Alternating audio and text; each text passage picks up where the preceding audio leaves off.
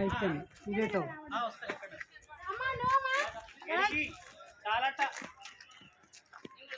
ఇంకా పై వద్దు తల్లి వద్దు కూర్చో